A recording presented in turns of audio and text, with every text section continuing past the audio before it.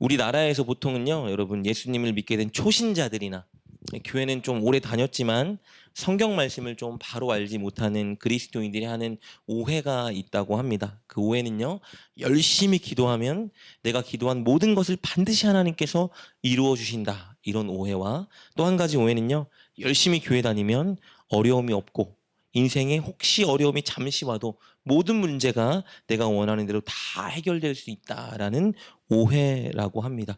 여러분, 이런 오해의 기저에는 사실은 기복신앙 중심의 설교가 있었습니다. 우리나라가 굉장히 가난했잖아요. 가난했던 시대에 이 나라의 복음이 전해지다 보니까, 그리고 교회가 세워지다 보니까 많은 목사님들이 했던 주로 중심적인 메시지가 복을 받는 설교였다고 합니다. 그래서 하나님 열심히 잘 믿으면 사업 잘 되고 부자 되고 건강하고 자녀들은 어느 곳에 있든지 머리의 위치를 차지하게 되고, 교회는 분명히 하나님 잘 믿으면 외적으로 부흥돼서 사람도 많아지고 교회도 커지고 건물도 으리으리해지고, 이런 설교들이 사실은 주를 이루는 것이 사실이었어요. 그래서 많은 성도님들이 기복주의적인 신앙을 갖게 된 것이 사실입니다.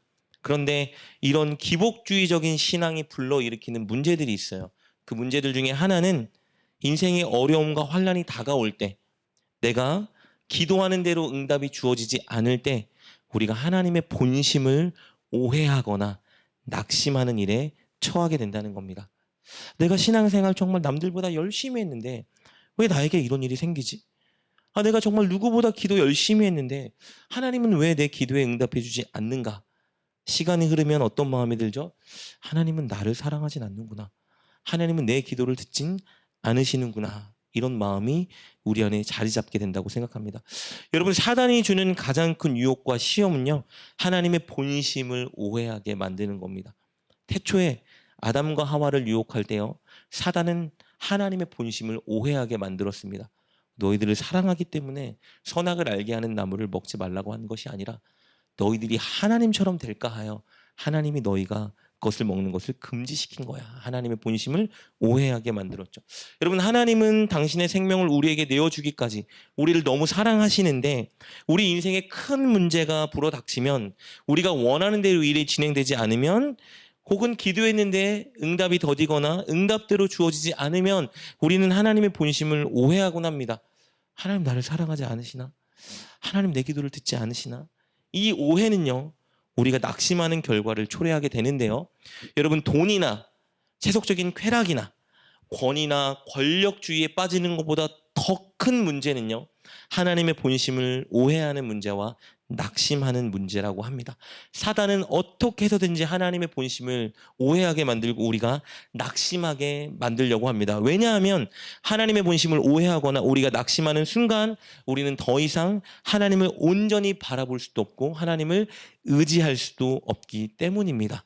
하나님을 바라보지 않고 하나님을 의지하지 않는 자는 결국은 그리스도인답게 구원받는 사람으로 승리할 수가 없습니다. 여러분, 성경은 우리에게 교회 다니면 다 잘 된다, 기도하면 소원이 이루어진다, 인생의 고난은 없다, 이런 약속을 해준 적이 없습니다. 예수님은 공생의 기간 수많은 설교를 하셨지만 예수님 설교 내용에는 어디에도 나를 잘 믿으면 이 땅에서 잘 된다는 내용이 없었어요. 오히려 예수님은 이렇게 말씀하셨습니다. 나를 믿고 따르면 많은, 세상 사람들보다 훨씬 더 많은 어려움과 환난을 경험하게 될 것이다. 그러나 너희는 자기를 부인하고 십자가를 지고 나를 따르라라고 말씀하셨어요. 여러분, 하나님을 정말 잘 믿었던 믿음의 선조들을 생각해 보세요. 모세는요, 그가 인도하는 이스라엘 백성들의 이 완고함 때문에 늘 고난의 연속에 빠져 살았습니다. 다윗은 어땠죠? 자신을 시기하고 질투하는 사울 왕과 무리 때문에 얼마나 많은 모함과 여러분 수모를 겪고 도망자의 신세로 살았는지 모릅니다. 거기서 끝이 아니죠. 자기 왕권을 빼앗으려는 그 아들 때문에 혼비백산에서 도주했죠. 사람들의 조롱과 멸시와 손가락질을 받았죠. 너무 많은 고난을 겪으며 살았어요. 다니엘은 어땠죠? 하나님께 열심히 기도한다는 이유 하나만으로 사자굴에 사자의 먹이로 던져졌습니다. 바울은 어땠습니까? 복음을 전하며 사느라 어떤 사람과도 비교할 수 없는 수많은 고난의 인생을 겪고 살았습니다. 여러분, 지금 말씀드린 사람들을 포함해서 믿음의 모든 선조들은요, 믿음 때문에 세상 사람들보다 훨씬 더 많은 어려움과 고난을 겪으며 살았습니다. 세상 사람들이 당하는 어려움도 겪었어요. 질병의 문제, 관계의 문제, 재정적인 어려움, 이 사람들 다 겪었습니다.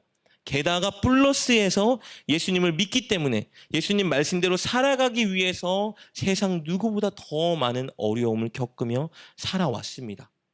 우리도 그렇게 살아갈 수 있어요, 여러분. 중요한 것은 그들이 고난과 어려움의 환경에 처해 있었지만 하나님의 본심을 오해하지 않았고 낙심하지 않았고 끝까지 믿음의 경주에 승리했다는 것입니다. 그렇다면 궁금한 것은 어떻게 그들은 인생의 많은 고난과 어려움을 겪으면서도 믿음을 지킬 수 있었느냐는 것이겠죠. 어떻게 끝까지 하나님의 자녀답게 살아갈 수 있었느냐. 오늘 그 비결을 여러분과 나누고 싶어요. 여러분, 그 비결은요, 하나님이 그들에게 주는 평안과 기쁨이 있었기 때문입니다. 하나님은 때때로 그들의 외적인 문제를 해결해 주기도 했지만 여러분, 외적인 문제를 해결해 주지 않을 때도 있었어요. 바울이 하나님 안질인지 간질인지 모르지만 하나님이 질병을, 사단의 이 가시를 저에게서 벗어나게 해주십시오. 제가 하나님을 그래야 더 힘있게 전할 수 있지 않겠습니까? 3차례나 기도했다고 말하거든요. 여기서 3차례는요, 숫자로 1번, 2번, 3번의 의미보다는 완전수 3을 의미할 수도 있어요. 하나님께 계속 기도한 거예요. 주께서 응답해 주셨습니다. 내게 준 은혜가 족하다. 거절하신 거예요, 여러분. 거절한 이유를 바울은 발견했습니다. 그러자 평안과 기쁨이 임했어요. 성경은 우리가 하나님을 잘 믿으면 인생의 모든 영역에서 다 잘 된다고 약속해 주지 않습니다. 고난을 피하고 순탄한 삶을 살게 될 것이라 약속해 주지 않아요. 하나님을 잘 믿는 우리도 늘 어렵고 늘 괴롭고 낙심할 만한 많은 일들을 겪게 된다라고 말해주고 있어요. 그런데 한 가지 분명히 약속해주고 있습니다. 하나님을 잘 믿는 우리에게는 모든 어려움을 이겨낼 수 있는 평안과 기쁨을 준다고 하나님 분명히 약속하고 계십니다. 오늘 본문은 그 진리를 우리에게 전해주고 있습니다. 여러분, 오늘 본문 이 빌립보서를 받는 빌립보 교인들은요, 엄청난 환난에 처해 있었습니다. 삼중고를 겪고 있었어요. 먼저 첫 번째, 외적인 고난이 있었습니다. 유대교의 율법주의자들이 그들을 막 공격하고 핍박하고 있었어요. 구원을 위해서 율법을 지켜야 돼라고 말하는 율법주의자들이 빌립보 교인들을 괴롭히고 있었습니다. 왜냐하면 빌립보 교인들은 오직 예수 그리스도를 믿는 믿음으로 우리는 구원을 받습니다 고백하면서 유대인들이 지키는 율법을 따르지 않았거든요. 그러니까 그들이 볼 때 잘못된 믿음이다라고 말하며 이들을 유혹하기도 하고 조롱하기도 하고 핍박하기도 하고 공격하기도 했습니다. 외적인 문제가 있었던 거예요. 예를 들면 저와 여러분이 이렇게 오늘 예배를 드리잖아요. 예배 드리지 않는 많은 사람들이 혹은 이단들이 우리를 막 공격하는 거예요. 저와 여러분을 뒤흔들고 막 밖에 나가면 막 기다리고 있고 여러 가지 공격이 있는 겁니다. 하나님, 주님을 잘 믿는 우리에게 왜 이런 고난이 있죠? 여러분, 의심할 수 있었겠죠. 게다가 그들에게는 가난이라는 문제가 그들을 힘겹게 만들고 있었습니다. 빌립보 교인들은요, 재정적으로 어려운 문제에 처해 있는 성도들이 많이 있었어요. 이런 상황에서 주님을 믿는데 외적인 공격과 유혹과 핍박과 어려움과 조롱이 있는 거예요. 얼마나 힘들었겠습니까? 그런데 설상가상으로 내적인 문제도 있었습니다. 교회 안에 유력한 두 성도가 다툼을 벌이고 당을 나누고 있었어요. 교회 내부에서 하나됨을 막는 균열이 일어나고 있었던 겁니다. 이렇게 여러분, 외적으로 내적으로 그들에게 몰아닥친 고난의 파도가 빌립보 성도들을 굉장히 힘들게 만들고 있는 상황이었습니다. 하나님을 열심히 믿고 선한 일을 감당하기 위해 진짜 노력했던 교회예요, 여러분. 그런데 이런 힘겨운 문제들이 발생하고 있으니 그들이 낙심할 수 있는 상황이 그들에게 놓여 있던 것이죠. 하나님 우리를 사랑하지 않나? 하나님 우리 기도를 듣지 않으시나? 우리가 뭐 잘못했나? 우리가 죄를 지었나? 여러 가지 고민들이 있었을 거예요. 이들에게 오늘 바울이 이 빌립보서를 적어서 여러분 전해준 거예요. 오늘 이들에게 뭐라고 말하냐면요, 오늘 말씀 4절 말씀 이렇게 기록되어 있습니다. 주 안에서 항상 기뻐하라. 내가 말하노니 기뻐하라. 기뻐하라를 2번이나 반복하고 있죠. 여러분, 성경 구절에서 2번 반복되는 말은요, 강조용법이에요. 바울이 이 명령을 2번 반복하고 있는 것은요, 단호하고 강력하게 지금 명령하고 있는 겁니다. 내적으로 외적으로 어려움에 직면해 있는 것을 바울은 누구보다 잘 알고 있었어요. 왜요? 빌립보 교회에 관심이 너무 많았고 빌립보 교회를 위해서 늘 기도하고 있었거든요. 그들이 근심하고 염려하고 낙심할 수 있는 상황에 처해 있다는 것을 누구보다 잘 알고 있었는데 바울이 그들에게 어떤 해결책을 준 거예요? 기뻐하라. 여러분 근데 좀 생각해 보세요. 지금 우리 지금 인생 속에 닥친 이 어려운 문제 속에 우리가 좀 염려하고 고통할 수밖에 없는데 기뻐하라고? 그럼 좀 무책임한 해결책 같지 않습니까? 아마 하나님을 믿지 않는 사람들이 빌립보 교인들과 같은 처지에 처해 있을 때 그들에게 기뻐하라라고 말하면 뭐라고 생각할까요? 장난하냐? 기뻐하라고? 너는 기뻐할 수 있겠냐? 그게 지금 해결책이야 라고 말할지도 몰라요. 여러분이 혹시나 어려움에 처해 있을 때 제가 여러분에게 오늘 바울과 동일한 명령을 내렸다면 여러분 시험 들지 않을까요? 여러분 막 물질적으로 고난받고 있고 관계적으로 고난받고 있는데 제가 여러분에게 기뻐하세요. 기뻐하시라고 하면 여러분이 기뻐해야지 할까요? 지금 저 목사가 장난하나? 지금 내게 필요한 건 위로지 도움이지 그런 말 같지도 않은 소리 나도 할 수 있는 말이 아니야 라고 여러분 생각할 수 있지 않습니까? 그런데 빌립보 교인들은요 바울의 이 명령에 시험 들지 않았어요. 그리고 바울의 명령에 맘상하지 않았습니다. 화나지도 않았어요. 왜냐하면요 빌립보 교인들은 지금 바울이 그들의 처지와 마음을 전혀 공감하지 못하면서 하는 말이 아니라는 걸 알았기 때문이에요. 바울이 지금 현실 불가능한 허무맹랑한 소리를 하고 있지 않은 것을 그들이 알았기 때문입니다. 혹은 바울이 그저 추상적이고 누구나 할 수 있는 막연한 말을 그들에게 해주는 것이 아니라는 걸 알았어요. 여러분 이 글을 쓰는 바울이 어디 있었죠? 지금 옥에 갇혀 있었습니다. 바울은요 빌립보 교인보다 더 큰 고난에 처해 있었어요. 이 글을 쓰면서 무슨 생각을 했냐면요 사형을 당할 수도 있겠다. 사형 선고가 내려지면 외로이 이곳에서 여러분 사형당하고 죽는 거예요. 왜요? 복음 전하다가 붙잡혔습니다 여러분. 그러니까 누구보다 하나님의 본심을 오해하고 낙심할 수 있는 상황에 처해 있던 사람은 바울이었어요. 근데 바울은요 이런 상황 속에 낙심하지 않고 있습니다. 오히려 평안을 누리고요 기쁨을 맛보고 있었어요. 성경을 통해서 하나님이 약속해 주신 그 평안과 기쁨이 바울에게 지금 임하고 있었습니다. 그렇다면 바울은 지금 빌립보 교인들이 처한 어려움을 전혀 공감하지 못하면서 야 기뻐해 라고 말하는 게 아니라는 거예요. 자신의 지금 고난 상황 속에서 이 맛보고 있는 평안과 기쁨을 너희들도 맛봤으면 좋겠다 라고 말해서 그들에게 권면하고 있는 것입니다. 여러분 바울의 간증을 볼까요? 우리 오늘 읽었던 빌립보서 4장 11절부터 13절 말씀 바울이 이렇게 간증하고 있습니다. 내가 궁핍함으로 말하는 것이 아니라 어떠한 형편에든지 나는 자족하기를 배웠노니 나는 비천에 처할 줄도 알고 풍부에 처할 줄도 알아 모든 일 곧 배부름과 배고픔과 풍부와 궁핍에도 처할 줄 아는 일체의 비결을 배웠노라. 내게 능력 주시는 자 안에서 내가 모든 것을 할 수 있느니라. 여러분 뭐라고 고백하고 있습니까? 나는 어떠한 형편에 있든지 자족하기를 배웠다. 여러분 이 말은요 내가 어떠한 형편에 있든지 나는 그 형편의 영향을 받지 않을 수 있는 비결을 배웠다. 어떠한 고난과 어려움이 나를 둘러싼다 하여도 나는 만족하고 감사하고 기뻐할 수 있는 이 형편에 놓였다라고 말하고 있는 거예요 여러분. 게다가 13절에 뭐라고 말하고 있죠? 내가 주 안에서 모든 것을 할 수 있다. 여러분 이 말이요 내가 하고 싶은 거 다 할 수 있다는 말이 아닙니다. 이 말은 무슨 말이냐면요 주 안에서 주님이 계획한 모든 것을 나를 통해 이루실 것이다 라고 그가 선언하고 있는 거예요. 여러분 옥에 갇혀서요 사실은 아무것도 못하는 처지잖아요. 옥에 갇혀 있어요 여러분. 쇠고랑이 차여서 아무것도 할 수 없는 상황입니다. 혹은 사형 선고를 받아서 이제 목이 날아갈 수 있는 상황이에요. 근데 바울이 뭐라고 말하고 있습니까? 나는 어떠한 형편에든지 자족하기를 배웠다. 나 지금 옥에 갇혀 있지만 나 감사하고 만족할 수 있어 라고 말하고 있는 거예요. 절망적인 순간에도 나는 만족하고 감사하고 평안하며 기뻐할 수 있는데 내게 능력 주시는 주님이 계시기 때문이다. 그러니 너희도 기뻐하라. 다시 한번 말하노니 너희도 기뻐하라 라고 말하고 있는 겁니다. 그렇다면 이제 궁금한 것은 이것이죠. 오케이 바울 당신은 기뻐할 수 있는 거 우리가 알겠습니다. 그게 허구가 아니라 당신은 누구보다 외롭고 힘든 상황에 처해 있는데 기뻐할 수 있는 거 오케이, 당신의 간증을 통해 우리도 알겠어요. 근데 어떻게 기뻐할 수 있습니까? 그래서 바울이 그 비결을 말해줍니다. 그 비결은 바로 기도입니다. 여러분 6절 말씀 볼까요? 이렇게 기록되어 있습니다.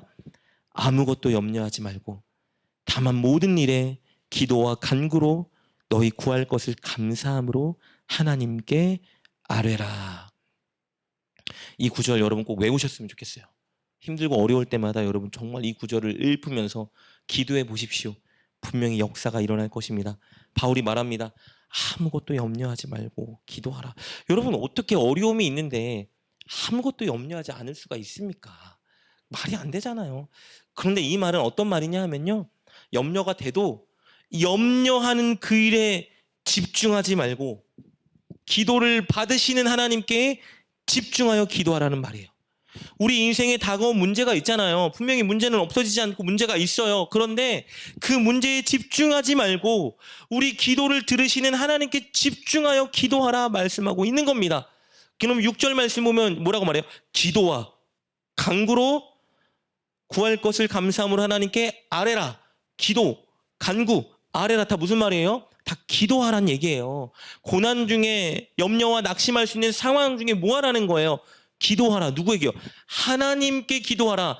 너희의 염려의 근원에 집중하지 말고 기도를 듣고 일하시는 하나님께 집중하여 하나님께 기도하라 말하고 있는 것입니다. 염려할 만한 그 문제 바라보고 집착하여 노심초사하고 불안하고 떨고 염려하고 있지 말고 그 문제보다 훨씬 크신 하나님 바라보며 하나님께 기도하라 말씀하십니다. 문제를 털어놓고 내 문제를 하나님께 맡기고 그때 짐을 대신 져주시는 하나님 바라보며 하나님께 기도하며 나가라고 말씀하는 거예요. 게다가 뭐라고 말합니까? 감사함으로 기도하라고 말합니다. 어떻게 감사합니까? 문제가 있는데 뭘 보고 감사하라는 거예요? 기도를 들으시는 하나님이 있다는 거예요. 감사하라는 거예요. 하나님께서 분명히 들으시고 선한 길로 인도해 주실 건 확실하니까 그거에 감사하며 기도하라 말하는 것입니다. 여러분 제가 잠시 다니엘의 이야기를 좀 살펴봤으면 좋겠는데요. 왜냐하면 다니엘은 기도의 사람이었기 때문입니다. 그는 늘 날마다 하루에 3번 정해진 시간에 하나님께 기도했습니다. 창을 열고 예루살렘 성전이 있는 곳을 향해서 그는 날마다 하루에 3번 무릎을 꿇고 기도했습니다. 바빠도 아무리 많은 일이 있어도 그는 늘 이 일을 멈추지 않고 하나님께 기도했습니다. 그런데 다니엘을 시기했던 고관들이 다니엘을 함정에 빠뜨리려고 왕을 꼬드겼죠. 왕 외에 다른 신에게 절하거나 기도하는 자는 다 사자굴에 던져넣게 하십시오. 조서를 쓰게 만들었어요. 다니엘은 기도하면 안 됩니다. 혹은 기도하려면 어떻게 해야 돼요? 이제 앞으로 속으로 기도해야 돼요. 기도하지 않는 척 기도해야 돼요. 다니엘은 그렇게 안 합니다. 내가 하나님 믿는 믿음이 있지. 하나님이 자존심이 있으시지. 내가 하나님 믿는 거 숨기고 하나님께 기도하는 거 숨기고 난 그렇게 할 수 없다. 그래서 어떻게 했죠? 언제처럼 집 창을 열고요. 예루살렘을 향해서 기도했습니다. 걸렸죠? 어떻게 됐습니까? 사자굴에 던져졌어요. 여러분 사자굴에 던져져서 다니엘이 뭐 했을까요? 기도했겠죠. 하루에 3번 기도하던 사람이 기도하면 목이 날아간다 그랬는데도 여러분 창문을 열어놓고 예루살렘을 향해 기도했던 그 사람이 사자굴에 들어가면 뭘 했겠습니까? 당연히 기도했겠죠. 어떤 모습으로 기도했는지 한번 살펴볼까요? 여러분 학자들이요, 많은 그리고 화가들이요, 이 다니엘의 그림을 그렸어요. 굴에 던져진 다니엘. 근데 제가 그림을 여러 개를 봤거든요. 다 똑같이 그려놨어요. 뭘 보고 있죠? 다니엘은 사자를 보고 있지 않습니다. 사자굴에 있는 사자를 바라보고 있지 않아요. 하늘의 하나님을 바라보고 있습니다. 여러분 사자 계속 바라봤으면 얼마나 염려됐을까요? 잠을 못 잤겠죠. 얼마나 두려웠겠습니까? 다니엘은 언제나 그랬던 것처럼 사자를 바라보지 않았어요. 내 문제를 바라보지 않았습니다. 환경을 바라보지 않았어요. 기도하면 나 죽인다고, 기도하면 나를 붙잡고 사자굴에 던진다고, 괜찮아. 하나님께 기도하다 죽겠다. 하나님만 바라봤어요. 사자굴에 던져진 다니엘도 많은 신학자들과 화가들은 분명히 이렇게 기도했을 것이다 말하고 있습니다. 사자가 아니라, 나를 둘러싼 문제가 아니라 이것보다 더 크신 하나님을 주목하여 기도했을 것이다 라고 말하고 있습니다. 바울은 바로 다니엘이 이 고난 속에서 했던 방법을 우리에게 제시해주고 있는 거예요. 뭐를요? 옥에 갇혀 언제 죽을지 모르는 바울이 이 옥이라는 상황과 나를 기다리고 있는 죽음을 바라본 게 아니라 늘 하나님을 바라봤던 것처럼 오늘 빌립보 교인들에게도 말하고 있는 겁니다. 너에게 닥친 그 문제들에 집중하지 말고 염려하지 말고 두려워하지 말고 오직 더 크신 하나님을 바라보고 하나님께 문제를 다 털어놓고 나아가라. 그렇게 하면 어떤 일이 발생하냐 하면요. 7절입니다. 이렇게 기록되고 있습니다. 그리하면 어떻게 하면요. 문제에 집중하지 말고 더 크신 하나님을 바라보고 감사함으로 기도하면 그리하면 모든 지각에 뛰어난 하나님의 평강이 그리스도 예수 안에서 너희 마음과 생각을 지키시리라 말씀하고 있습니다. 모든 지각에 뛰어난 하나님의 평강이 가장 중요한 너희 마음과 생각을 지키시리라. 여러분 원어로 보니까 이렇게 기록되어 있네요. 모든 지각을 능가하는 하나님의 평강이 너희 마음들과 너희의 계획들을 그리스도 예수 안에서 지키실 것이다. 여기서 말하는 지각을 제가 원어로 찾아보니까요. 이 지각은 인간적인 모든 계획이나 노력을 뜻한다고 해요. 여러분 문제가 다가올 때, 어려움이 다가올 때 우리 어떻게 하죠? 인간적인 모든 계획과 노력을 막 기울이잖아요. 문제가 해결될 수도 있지만 안 될 때가 훨씬 많죠. 그런데 하나님은요. 우리의 이 문제, 어려움을 해결하기 위한 계획이나 노력을 뛰어넘는 평강을 우리에게 주신다는 거예요. 그 평강을 주셔서 어떻게 한다는 겁니까?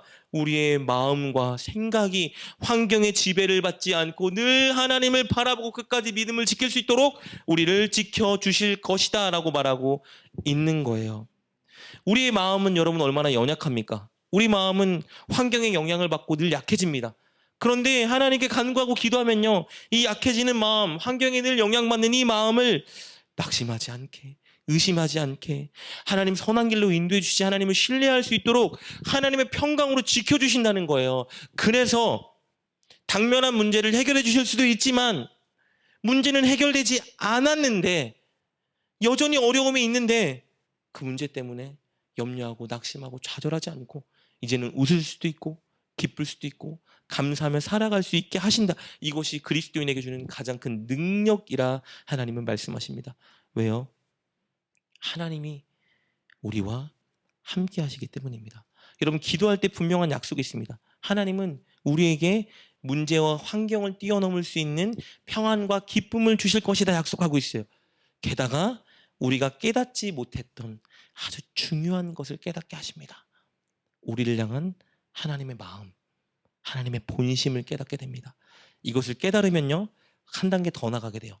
타인을 향한 하나님의 마음과 본심을 깨닫게 됩니다. 이것을 깨달으면 한 단계 더 나가게 되죠. 세상을 향한 하나님의 마음이 무엇인지를 깨닫게 되는 것입니다. 이것이 뭐죠? 하나님과 교제예요. 여러분 문제 속에서 하나님을 바라보고 하나님의 도우심을 미리 감사하며 하나님께 기도할 때 하나님은 우리의 문제를 해결해 주실 수도 있지만 그것보다 더 먼저는 근본적으로는 어떻게 하시는 거예요? 우리에게 찾아와서 우리와 교제해 주십니다. 우리를 위로해 주시고 우리 마음에 평안을 주시고 우리에게 소망을 주셔서 여전히 그 문제는 있는데 세상 사람들 같으면 이 문제 속에 하나님을 버리고 떠나고 좌절할 수 있는데 우리는 하나님이 교제해 주시고 우리의 마음을 만져주시고 위로해 주시고 평안을 주시기 때문에 승리할 수 있게 되는 것입니다. 기도의 가장 큰 능력은 그렇다면 무엇이죠 여러분? 문제 해결이 아니라 하나님과 교제할 수 있게 되고 하나님의 마음을 발견하게 되고 그래서 어떤 상황이든 뛰어넘어 우리가 감사하고 평안하고 만족하고 꿈꿀 수 있게 된다는 것입니다. 여러분 이것이 가장 큰 응답 아닙니까? 이것이 가장 큰 은혜죠. 바울은 바로 옥에 갇혀서 이것을 경험하고 있었던 거예요. 그리고 빌립보 교인들에게 권면합니다. 그 은혜가, 그 교제가 너희들에게도 임하길 원한다. 제가 유명한 탤런트 그 김정화 씨의 간증을 우연히 들은 적이 있거든요. 그분의 남편이 유명한 CCM 가수이자 목사님이에요. 유은성 분이라고 굉장히 유명한 노래들을 많이 만드신 분인데 그분이 뇌종양 판정을 받았다고 합니다. 수술을 받으면 장애가 생길 확률이 90%고 그리고 수술을 받으면 죽을 확률이 50%래요. 그래서 수술을 하지 않고 지금 미루고 살아가고 있다고 합니다. 그래서 많은 사람들이 이 부인 김정화 씨에게 물어봤대요. 하나님 믿으면 잘 돼야 되는 거 아닌가요? 하나님 믿는데 왜 그렇게 어려움이 다가와요? 그러니까 이분이 그렇게 말씀하시더라고요. 하나님을 믿어도 우리에게는 어려움과 고난이 다가옵니다. 힘든 일이 많이 있습니다. 그런데 하나님을 믿는 사람들은 고난과 역경이 다가올 때 그것을 극복하는 방법이 다릅니다. 우리는 믿음으로 하나님이 주시는 위로와 소망으로 평안으로 극복할 수 있습니다. 라고 그가 고백하는 것을 보았습니다. 남편은 더 대단한 간증을 하더라고요. 여러분, 그분이 이런 말을 해요. 여러분, 저는 시한부 판정을 받았습니다. 언제 죽을지 몰라요.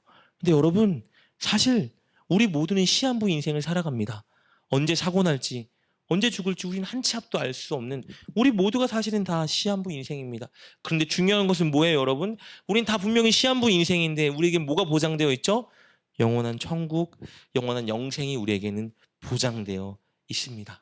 여러분, 우리가요, 어떤 상황 속에서도 기도를 통해서 하나님과 교제를 경험하게 되면요, 우리는 반드시 한 가지에 대한 확신을 갖게 되는데, 그것이 뭐냐면요, 천국 소망입니다. 우리 5절 말씀 볼까요? 이렇게 기록되어 있습니다. 너의 관용을 모든 사람에게 알게 하라. 주께서 가까우시니라. 이게 사실은 가장 큰 바울의 소망이었습니다.